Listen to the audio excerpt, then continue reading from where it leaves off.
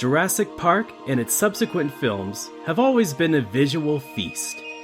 Many talents participated in bringing Michael Crichton's wondrous world to life, including John Bell. He served as the art director on the original film, then lent his colorfully memorable vision to the sequels.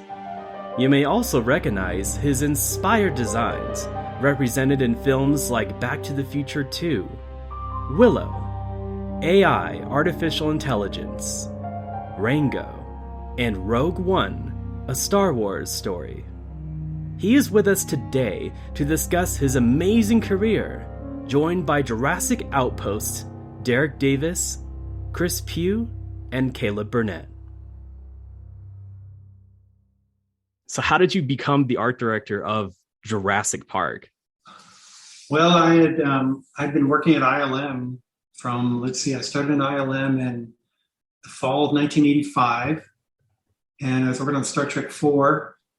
And then just kind of, when you're working at ILM, at least back then, I think it's pretty much the same way it is now, is once you finish up one project, you just kind of dovetail into the next and into the next and into the next. So I finished working on Star Trek 4 and then got right into Willow after that in 86. And then the summer of 86, ILM management came in to the art department, which the art department at that time was Dave Carson and myself. And they came into the art department and they said, Bob wants to do a sequel to Back to the Future, and we have no script. We know we're going to go 30 years in the future, and there's something called a hoverboard. And so I just started coming up with ideas of what Hill Valley would look like, hoverboards, etc.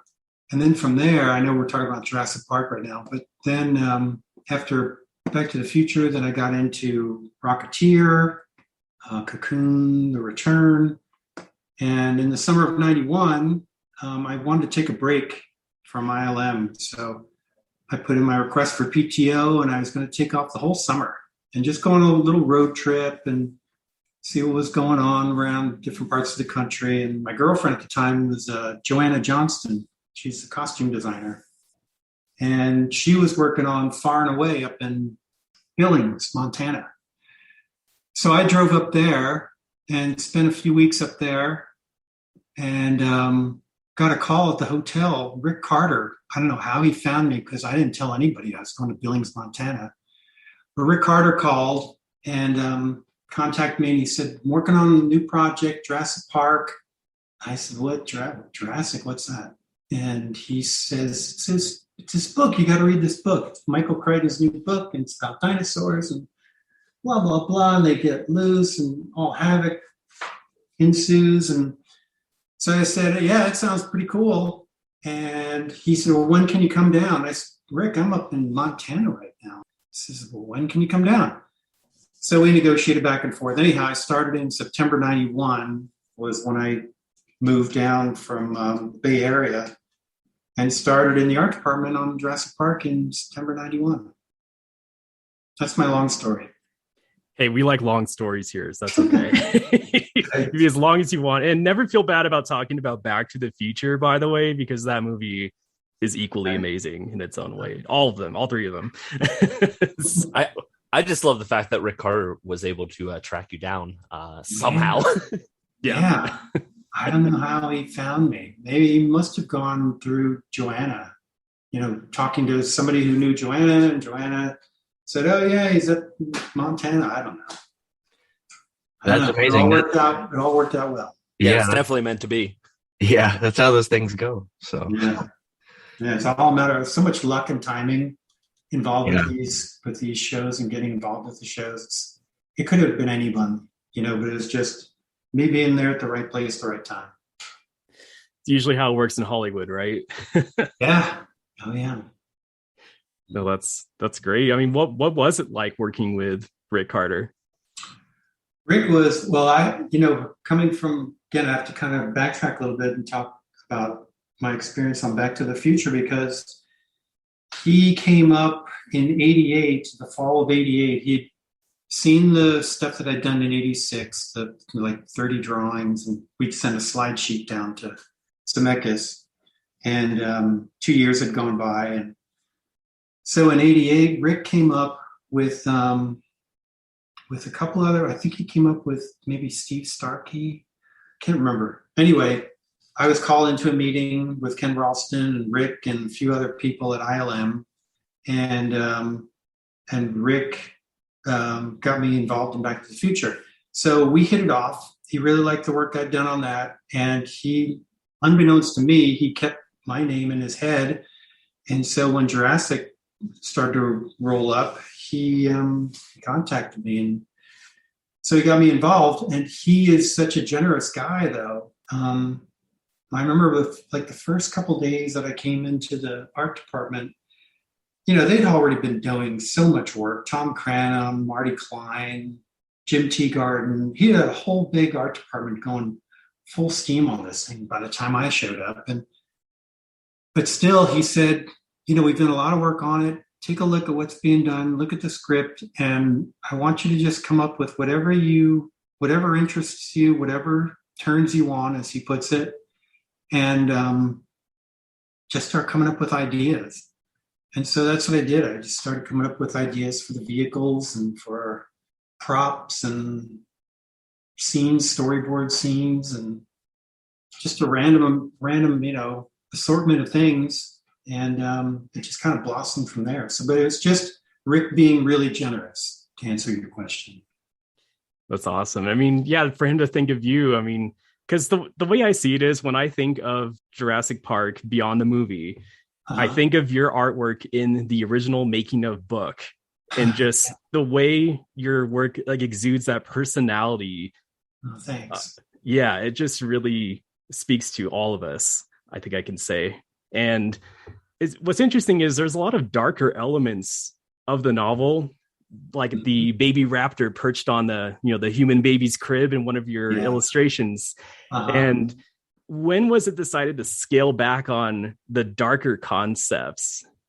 Boy, I don't know particulars on that one, but I was always wanting it to be pushed darker. And I think I should have known better, because if Steven was directing the movie, I knew it was going to have to appeal to kids, because he knows how much kids are enamored by and inspired by dinosaurs.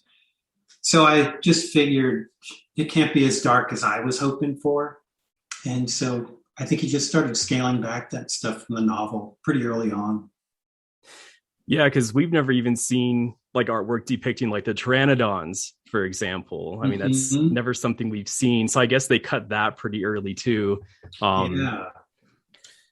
Yeah, that's a good question. As far as you know, did you ever potentially even work on some rough sketches, or did anybody else work on anything regarding the pteranodon scene from the first Jurassic Park? Yeah, not that I recall. And I know I had done that one sketch with the baby raptor on the crib, and it never went anywhere. You know, I think by the time I had done that, it had already been decided we're going in a whole different direction tone-wise.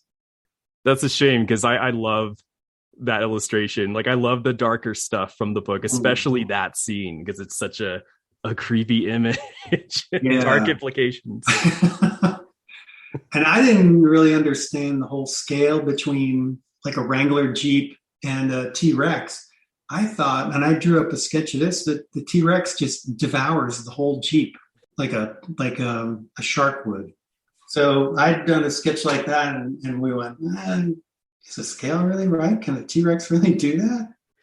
Yeah, I think that was since I was like lifted from Crichton, like, you know, the T-Rex lifts the car up in the book.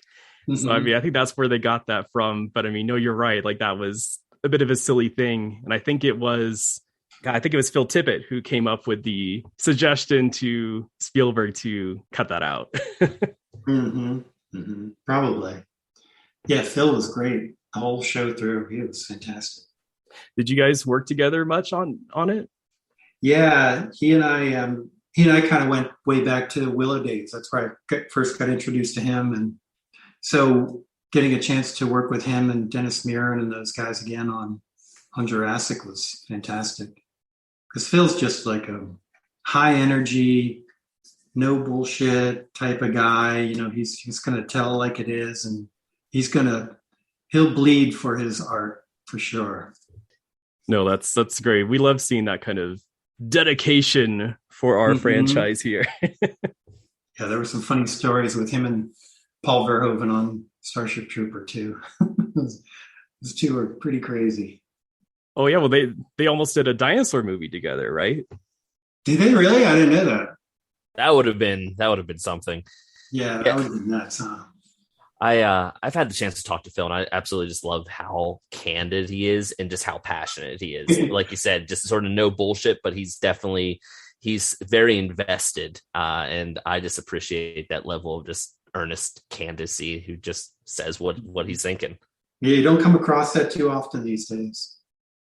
No, not at all. It's always a lot of people play politics with their words. I find, especially, I mean, which sometimes you got to, but yeah, it's very rare to find somebody that can successfully navigate the industry while remaining that candid. Yeah.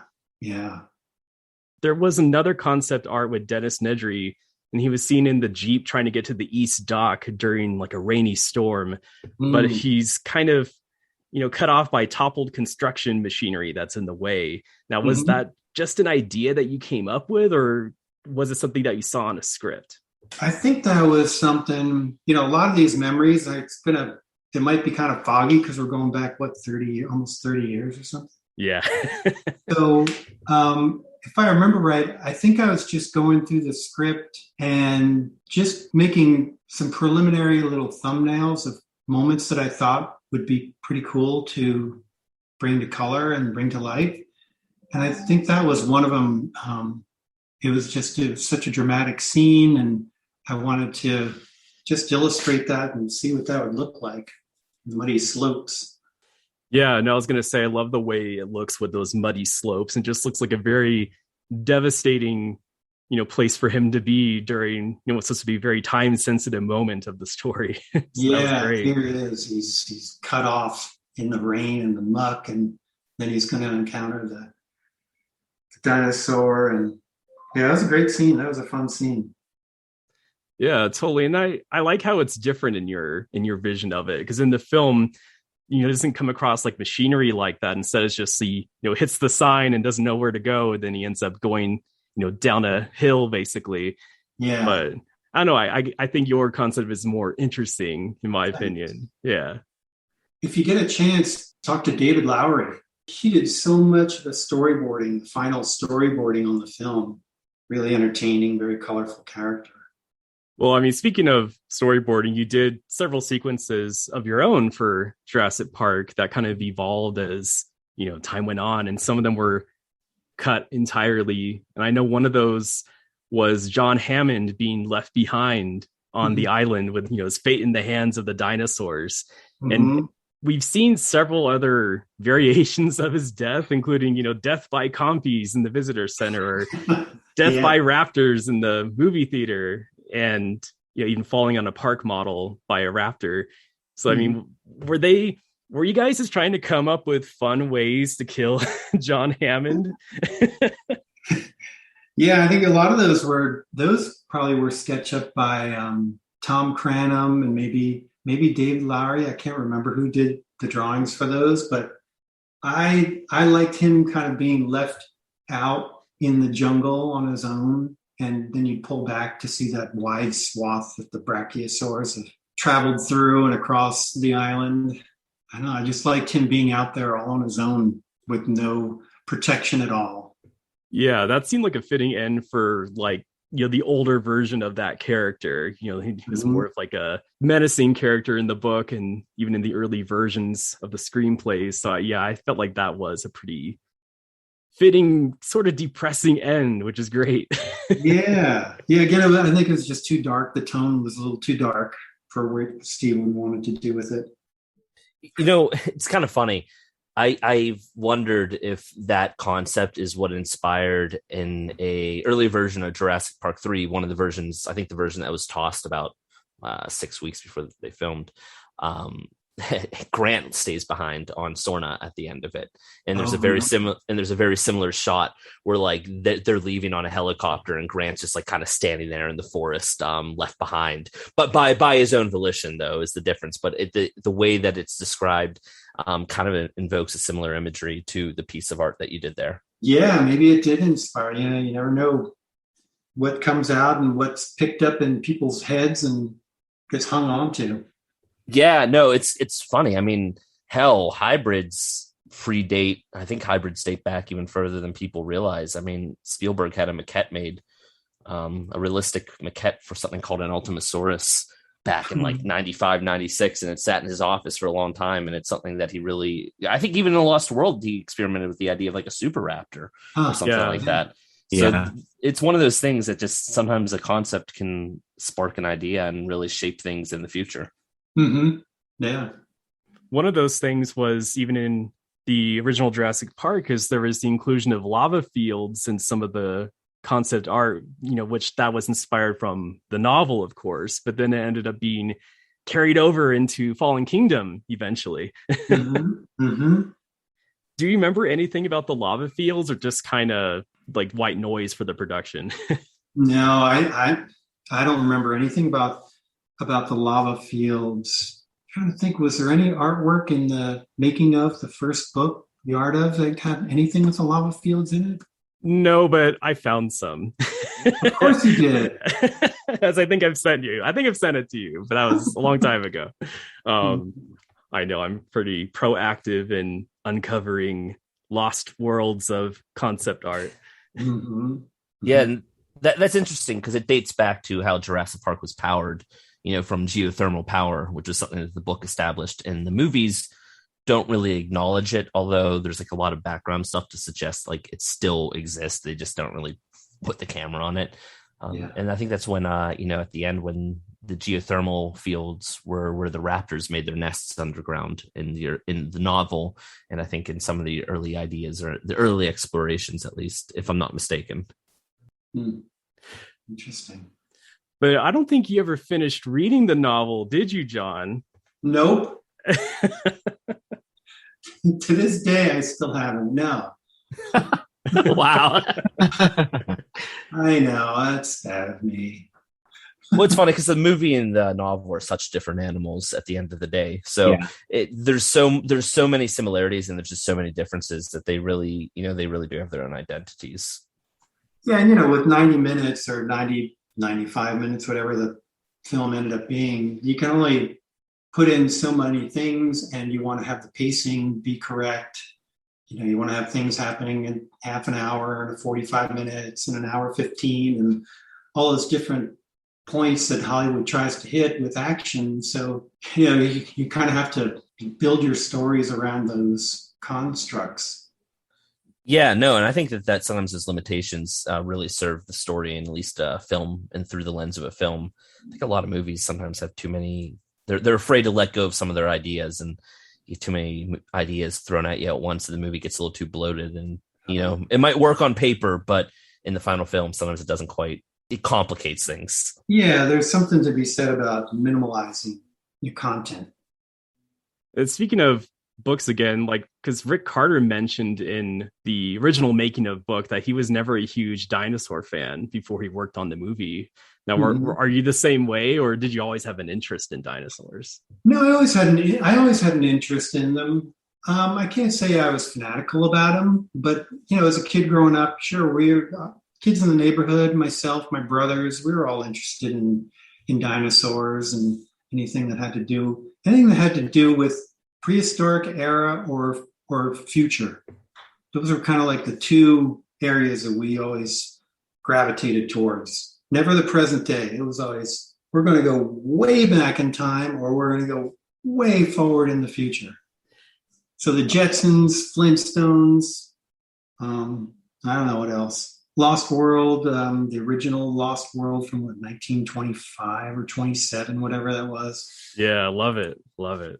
That was always really cool. The King Kong movie, when that was a dinosaur in that too. Or was it pterodactyl? Yeah, I think it was pterodactyls and King Kong, and I think like their version of an Allosaurus, which is like bigger than anything on this planet. Yeah, and they had the Triceratops, the big fighting with the Triceratops. I think it was Stegosaurus. Yeah, Stegosaurus. That's right, Stegosaurus. Yeah, that's fantastic. No, I think that speaks to why the Jurassic franchise is still successful, because like kids are always going to like prehistoric life, and there's always new discoveries being made about it, and like it's just a continual thing.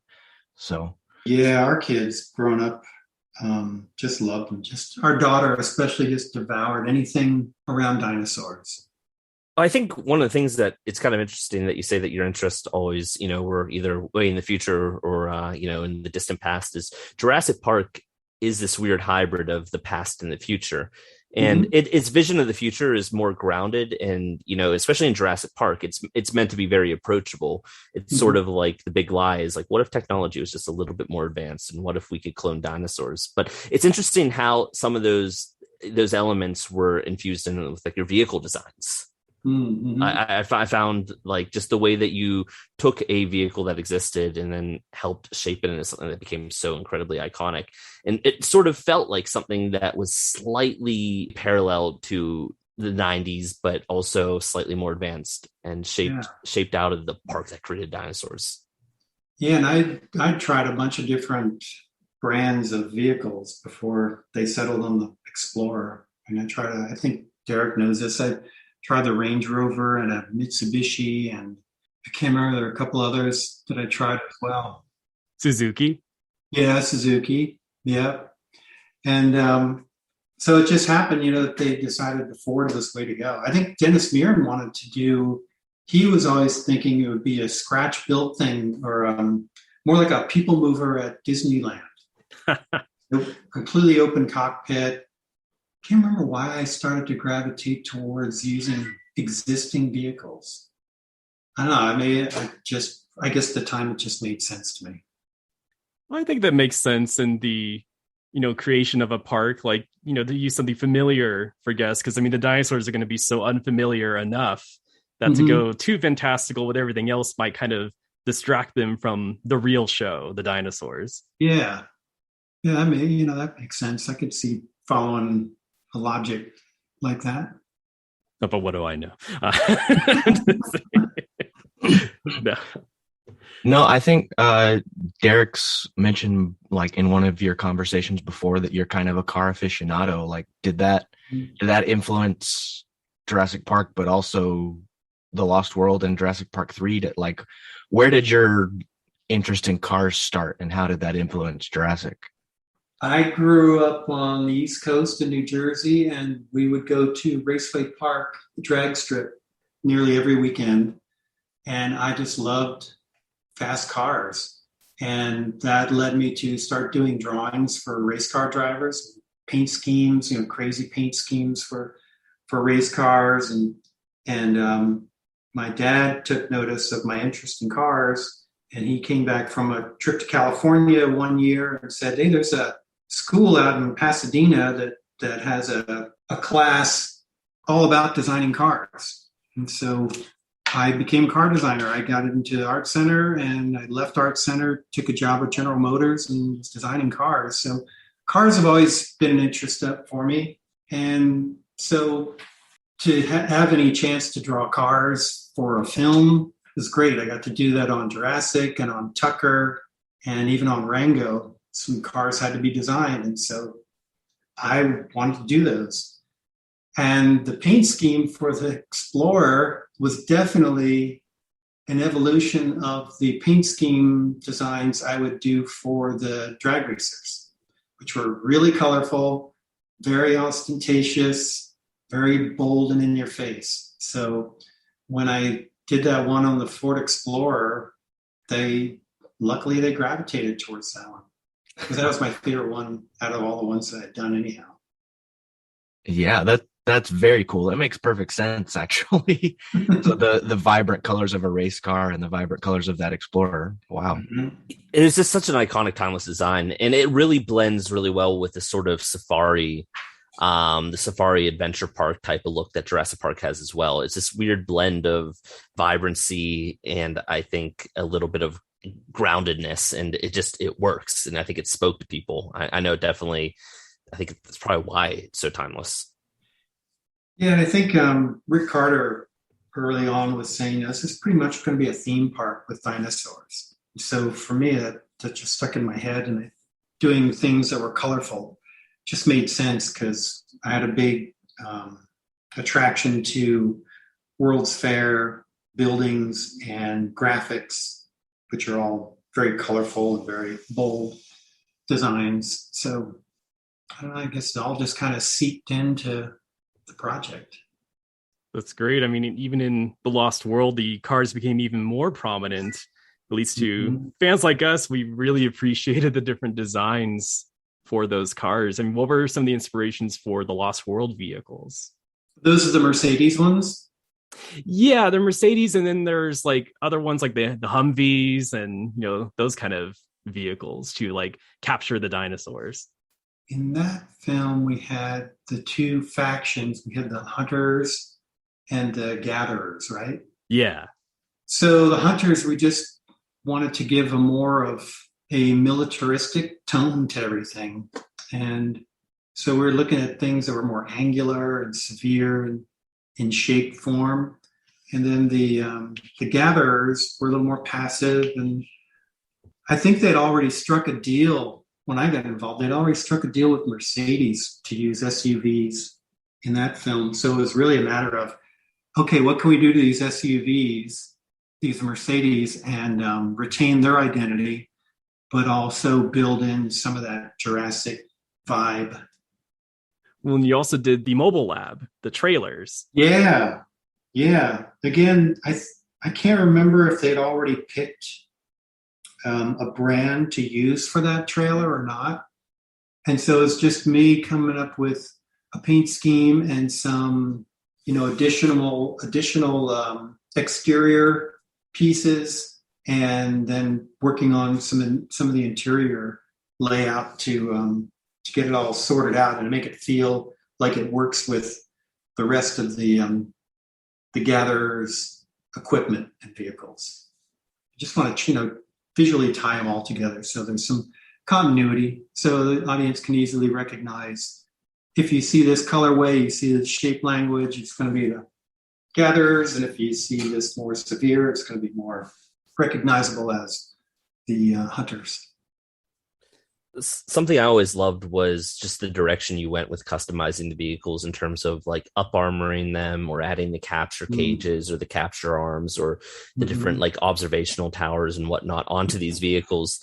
And what I think is what really spoke to me is it'd be really easy to like make them look super brutal or like super edgy, but they look very grounded. There's a sense of adventure, even in the hunters, there's a sense of adventure and fun to the vehicle designs. And, but they also certainly are unique and customized, and those vehicles have always stuck with me. I've got to say that I've always loved the work on The Lost World. Thank you. Well, that jump seat on the side of the Hummer in that one drawing, that came from that movie, that old Hatari. The guys that are hunting rhinoceros in Africa. Yep. Yeah. They had somebody sitting on a front fender, I think, in that movie, and I think that jump seat idea might have come directly from Steven, from his recollection of the movie Hatari. I can't remember, but I think there's a correlation there where Steven wanted to do something like that, but in a more modern version. Pretty crazy sequence. I mean, they've got a real rhino bashing into their car. Hatari is wild. It's just fascinating and very cool for me that those two films have that connection, because I think Spielberg wanted The Lost World to have sort of an old Hollywood sort of gritty feel too. So what was it like working with Spielberg in general? Again, another really generous guy. He was really good with just letting the ideas flow, and he encouraged the people around him, or at least my experience was I was able to freely verbally throw out ideas, and he would either run with them or he would shut them down. But you didn't take it personally. He's like, he had the big picture in his head, and if your ideas fed into where he was going, then he was going to take it and run with it.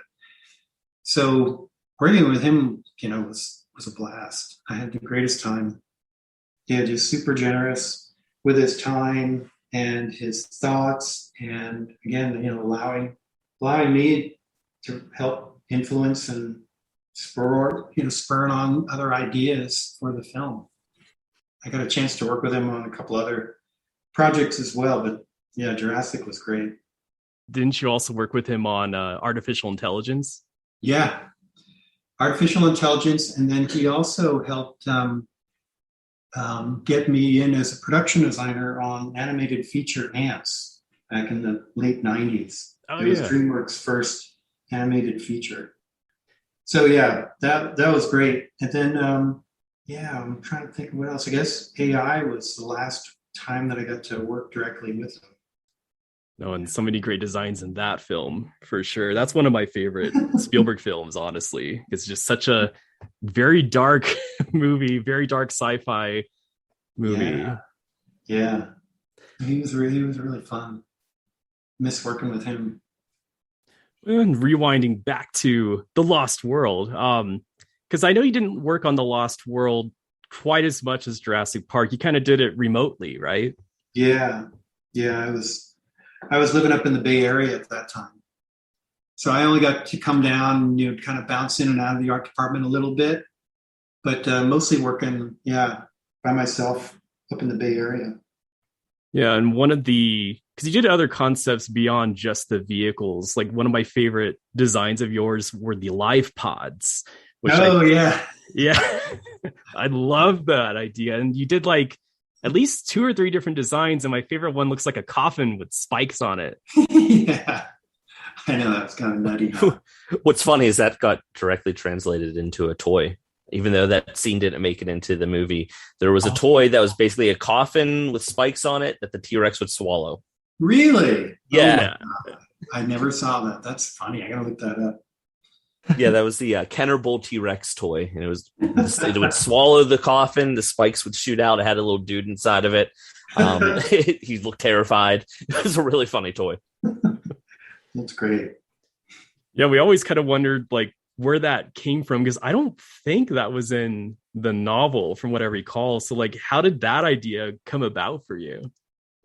Man, I think just reading the life pods and how they were going to be used as a survival mode, I just started coming up with different ideas. And I thought, well, if the thing's got spikes on it, there's, the dinosaurs aren't going to try to bite it if it's got spikes. I just thought of it as a porcupine, basically.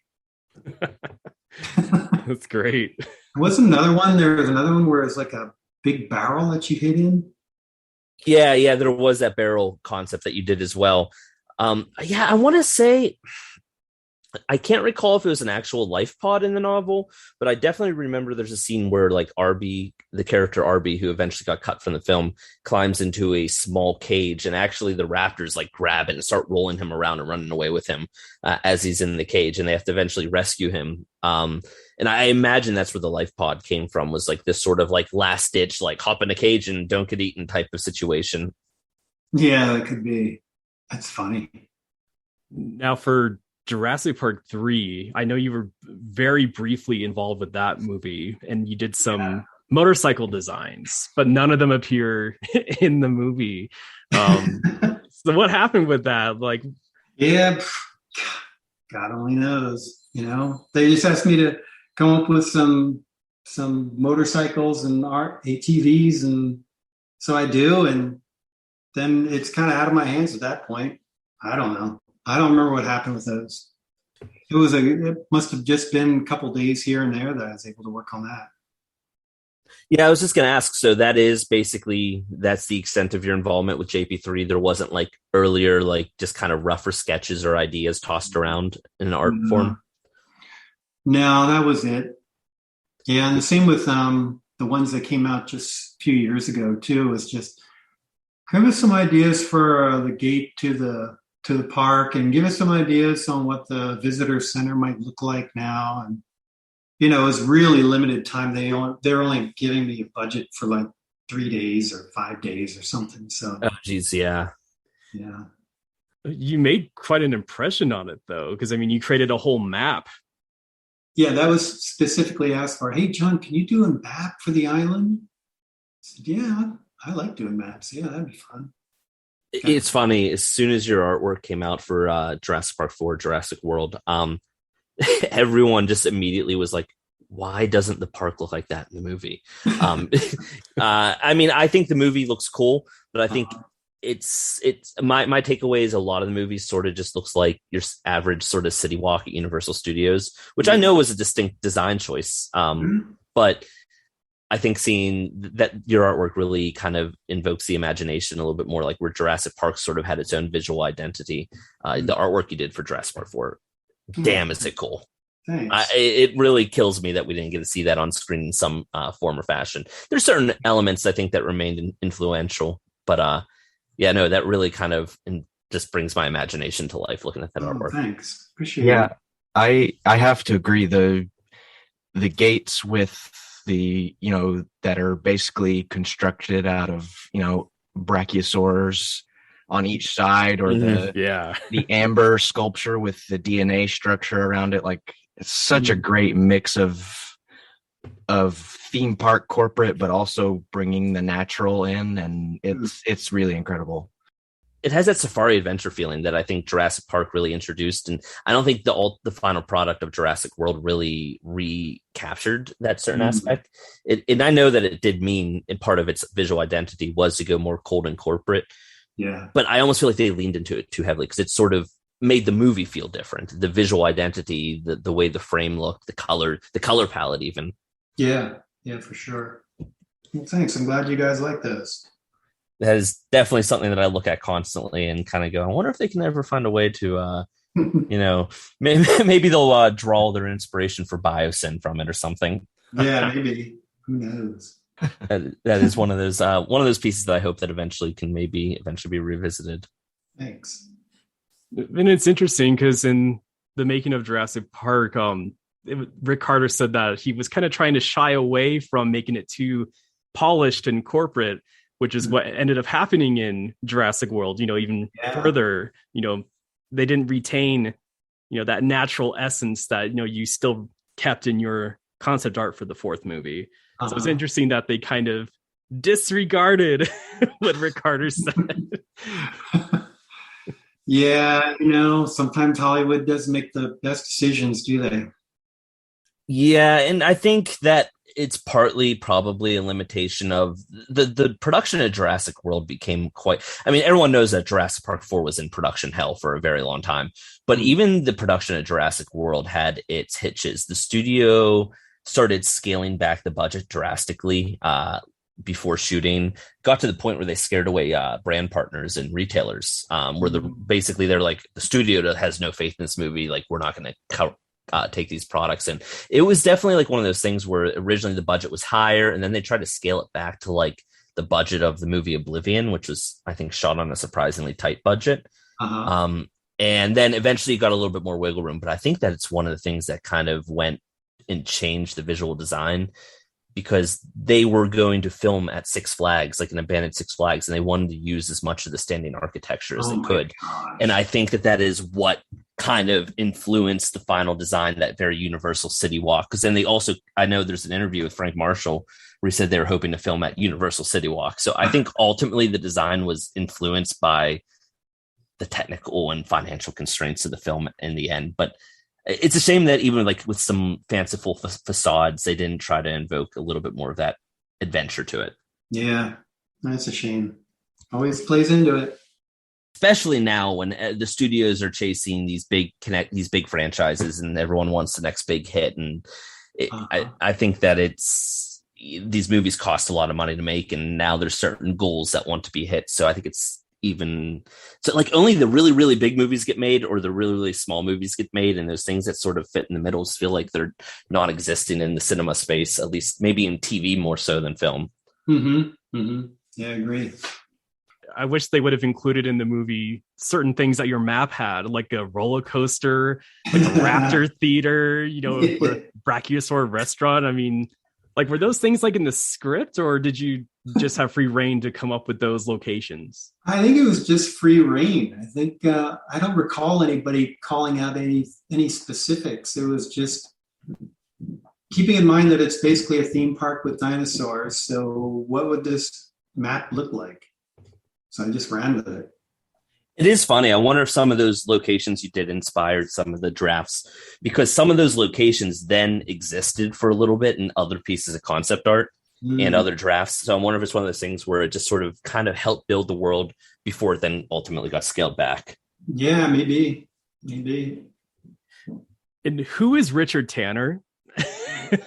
Because that's the name that's on your gate, Richard Tanner's Jurassic Park. Really? You don't know who that is? Yeah. Wait, on the Lost World one, on the one from 2015. Yeah, for 2015 Jurassic Park 4. Yeah. Richard Tanner. Richard Tanner. I guess that was in the script. Okay, yeah, because we don't know who that is. It's no relative of mine. I've never known anybody named Richard Tanner. I think that was whatever script I was working from. I think that was a name that was in there, because I wouldn't have put it on there for any other reason. I mean, the way I'd had on the Ford Explorers, I had John Hammond's Jurassic Park on the sketch, I think. Yeah. But they didn't want that on there. I'm guessing it's funny though, because we've heard like a lot of the different characters and whatnot from early Jurassic Park 4 stories that eventually became Jurassic World. And Richard Tanner was just one of the ones where we're like, who the hell is Richard Tanner?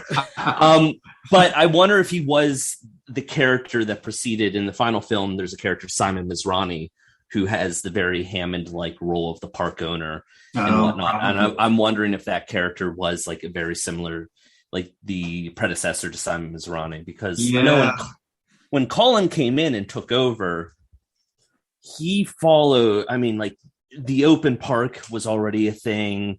There's already going to be a mosasaur feeding arena. There are raptors that were trained a lot. Like, there was a hybrid, or at that time, I think it was like a newly discovered super dinosaur, but most of the concepts are there. And he just sort of kind of rebuilt the characters from scratch. But I guess it's sort of like a similar thing to Jurassic Park 3, just with more time, where you're trying to keep as true to like a lot of the core foundational elements, but kind of make the story your own within that.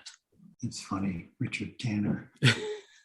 Richard Tanner. I wish I had kept that script so I could have perused over it again. They didn't let you keep any, huh?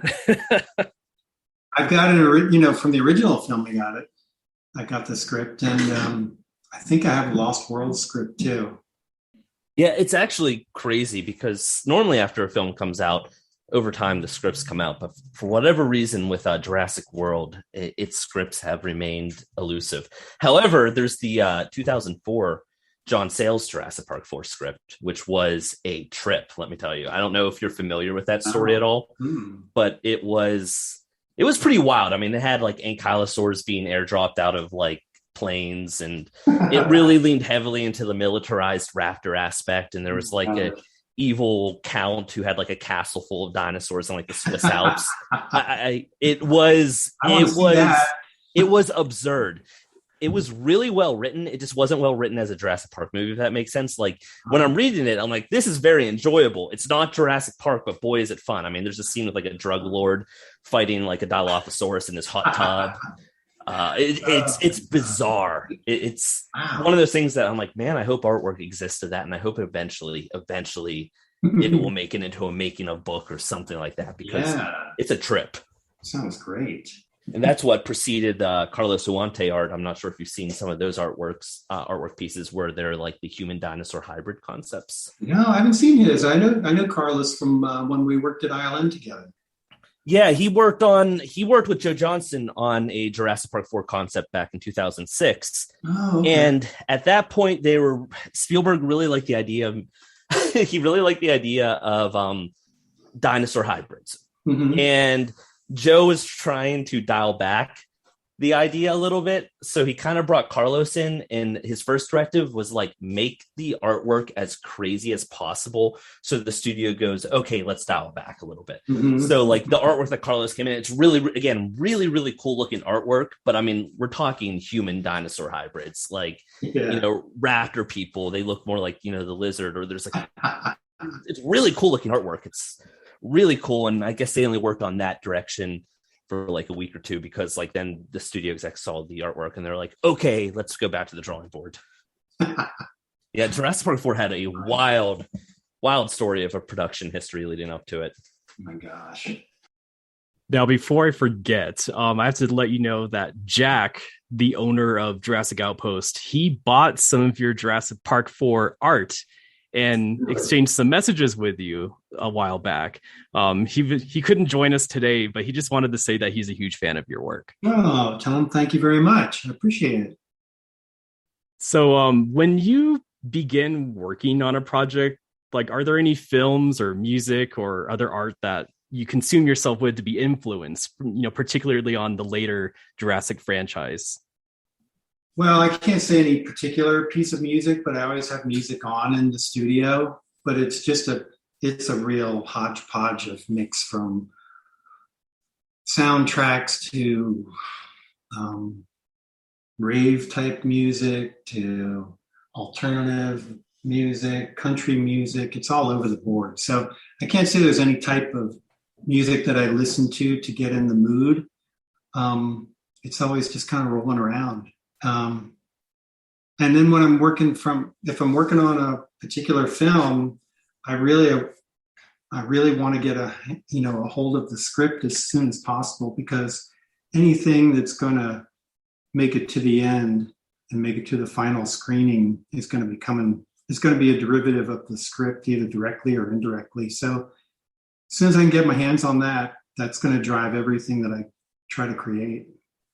So the more intense music was on when you were doing like the baby raptor that's about to eat the baby in the bassinet, right? Well, during that whole 91 era, that's from like 89 to 94. That was me being deeply involved in the whole rave scene. So there's a lot of techno and electronic music going on in the art department at Jurassic Park. Now I'm just going to imagine that from now on when I think about when you guys worked on the film, just a lot of, rave and trance music. That's crazy. Yeah. I love that. Love it. I still love it. I still listen to it today. I just love it. It's honestly some really good music, just to kind of cut yourself off from everything and work on some projects. I do that while filming or when drawing and everything like that. It works. Yeah, it's great. Did you ever get to visit any of the sets for any of the movies, and what did you see? Well, yeah, on the first one, I got to see, everything that was being done at Universal. As far as successive ones, no, I didn't get to see anything. But, going on the first one, being on the set all the time was fantastic. It's one thing to see it on a computer screen. Oh yeah, you built a model. That's a cool model. But then when you go onto a stage and you see that they're building a gigantic tree that's going to hold a Ford Explorer in it, or if they're going to have another stage where they're going to be filling it full of water and mud. That's a whole nother sense of Hollywood magic. Everything being done on a computer is kind of boring, I think. Yeah, all the blue screen. If I didn't have to work on a computer, I surely wouldn't. Yeah, it's sort of a double-edged blade. It opens up communication options, but there's something said about working in person and being there on the fly and seeing it. And yeah, real models. When we walked into Stan Winston's studio, and there's the T-Rex, and it's 18 feet tall and it's 40 feet long, and you go, Jesus H, you can't, there's no way you're going to survive this thing. Or even the raptors, and you're looking eye to eye, this thing has got a head as big as a mailbox, and he's got, a mouthful of teeth that can eat you up. You think the kids have no chance getting out of that kitchen. These creatures would make mincemeat out of them so fast. Yeah, it does not get more realistic or more intimate than actually having something like that. Yeah. And it just opens up, it allows you to actually put it on camera and see what works, what doesn't work. And you can, on the fly, change your framing, change your lens, and if you want it to look bigger, you don't have to digitally make it bigger. You can play with camera angles instead, and I think that just gives such a sense of tacticality even in the film, as well as making it. It's probably a hell of a lot of fun. Yeah. Oh yeah, for sure. So were there any concepts that you recall making for any of the Jurassic Park films that were not featured in the final film that you wish would have? Oh, the spiked coffin, of course. Yes. Well, I agree. Gosh, I mean those gates for Jurassic 2015. Those I really liked some of those gates. I thought they were pretty cool. So yeah, I wish those would have gotten involved in the final films. Yeah, no, it definitely would have made that movie more unique in its designs if any of those had survived. Yeah. So we know you've recently worked on a new book for Jurassic Park, The Ultimate Visual History. What was that process like? Yeah, I just got a contact from a guy over in England, and he was looking for artwork for this book, and he just requested some pieces, and so it's just me and him back and forthing what he was looking for, and I sent him some images, and I haven't seen the book. I don't know when it's coming out, but I'm looking forward to it. When you were working on concepts for Jurassic Park between 89 and 94, did you ever think that 30 years later you would be getting requests for artwork to go in a book about it? No.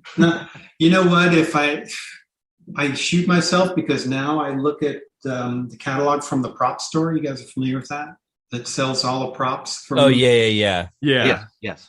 I look at that and I see some of the Jurassic stuff in there, and I go, Jesus, if I had half a brain, I would have just picked up armloads of things that were just being thrown in the dumpsters and laying on the floor and thrown in the trash. I mean, there was so much stuff that just got tossed. And if I only had an ounce of foresight and vision of where I thought this film was going to land in film history, I would have just gobbled up all kinds of stuff.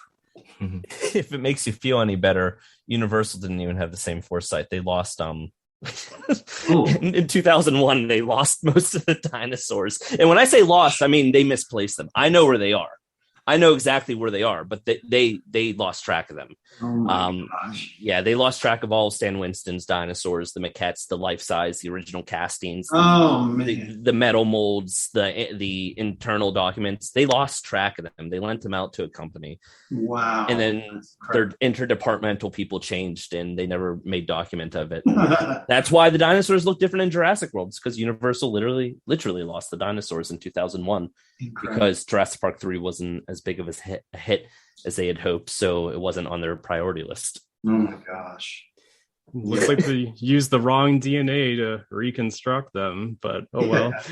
That's just one of those things that always cracks me up, knowing that. Mm-hmm. Mm-hmm. Just sitting in trailers in the middle of the woods. Well, at least a big chunk of stuff Rick Carter had the foresight, I guess, to donate it to USC for their library. Oh, that's great. That's good to hear. Good to know. I didn't know about that. Yeah. That's great. Yeah, I guess people can check it out as long as they make an appointment in advance to peruse over, different materials like scripts and even like concept art, which I did. So, yeah. Sadly, it seems like the visual history book did not know about that that huge archive of materials, but so that's one of those things that maybe eventually might be uncovered for the general public's consumption. Yeah. Some really cool stuff there. I do have a question, so if you were approached again, to work on a Jurassic film now, and let's say they come to you and they say, look, we're just looking for inspiration right now. We want some images that speak to us. The setting is the dinosaurs are in our world. There are multiple companies. It's kind of becoming, it's like you can't put that back in the box. It is part of our world now, not just on an island anymore. Is that something that you'd be interested in? Are there concepts and ideas that you think that you would like to see? Do you know like what you would gravitate towards? Would you gravitate towards vehicles, towards structures, towards settings? I'm just sort of curious on like where you would want to go Yeah, you have the blue sky option. Yeah, doing all that stuff, helping to visualize all of it. The settings, either the cities or the farmlands or wherever it's going to be, different continents. Yeah, I think it'd be great. It'd be a fun project. Yeah, I'm hopeful opportunities exist. I mean, I know that Jurassic World Dominion isn't the end. It's supposed to be the start of a new era, more, make the franchise go more global. I know they want to do films. They want to do live action TV. Hell, they've got animated on Netflix now, and I think they want to continue that. So there's definitely a lot of cool opportunity. I would just love to see a lot of that visual identity that you brought into Jurassic Park and the Lost World kind of come back. Yeah, come back with a vengeance. That'd be lots of fun for sure. Yeah, our message basically to Universal right now is if they don't hire you back for any of the future projects, they just don't need to make them. Just don't even bother. Don't do it. No, but seriously, I think that it's sort of one of those things that should happen. I mean, same with getting like Crash McCreary back on dinosaur designs. Yeah. That I think there's some really great artwork that's come out of the new films, but I do think that he had a unique style for his, vision of dinosaurs, and what then Sam Winston Studios did really kind of brought that out. Mm-hmm. And I feel like the dinosaurs look a little different now. They're a little scarier. They look a little less naturalistic. And yeah, I'd like to see Crash come back and bring his magic back. For sure. That'd be great. That would be great. Yeah, I think the story going to a more global place really can present an opportunity for some of those old concept types from the original films to come back, like in more grounded stories. Mm-hmm. So yeah, just like, what does U.S. Fish and Wildlife dinosaur departments look like? U.S. Fish and Wildlife, they don't, they've got those sort of log cabin-y type of park visitation buildings and whatnot. So what does that look like in Jurassic World? Yeah, exactly. That would be fun. Great challenges for sure. That's just one of those things that I guess I'm kind of hopeful it happens, but I'm glad to hear that that's something that you'd be interested in should the opportunity ever come. Well, I look forward to getting an email someday that says it's going to happen. Doesn't it make it easier for you to become part of these films right now due to remote technology? Because you can, do your work from anywhere now. You don't have to be in the studio, like in the past. So, I mean, has that actually made it easier for you, or has it made it harder? Well, it's easier. You don't get that spontaneous back and forth when you're in the studio with everybody. You do get to focus on your tasks at hand, and you can get yourself into a different mental state. But when the chemistry's right on a project, you really look forward to going into the studio or the art department and bouncing ideas and just seeing what everybody else is doing, picking it all up through osmosis, really. If there's anything you want to plug or anything like that? I don't know what to plug. Yeah, no new projects or anything? I'm working for a video game studio up in Oregon for Sony. And, I'm doing my own personal artwork, and that's pretty much it. I really appreciate it, you guys. It's been really fun. I enjoyed it. Yeah, thank you so much. Yeah, thank you so much. You bet. My pleasure. We appreciate John Bell for spending his time reminiscing about Jurassic Park and his career with us. I hope you have enjoyed this engaging discussion, and if you would like to learn more about John Bell, visit his website at johnbell.studio. For the latest in Jurassic news, travel to the Jurassic Outpost, featuring its own unique web store and other exclusives. And if you'd like to learn more about the untold stories of Jurassic Park, please visit Jurassic Time, featuring John Hammond's memoir program, Rick Carter's illustrated audio drama, and much more. This has been Derrick Davis.